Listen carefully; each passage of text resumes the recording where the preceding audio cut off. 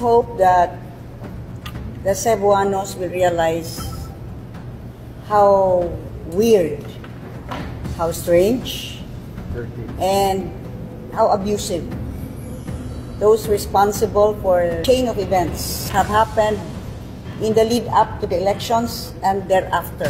Isa sa tinaguriang Iron Lady ng Cebu, tuluyan ang bumagsak matapos matalo sa eleksyon.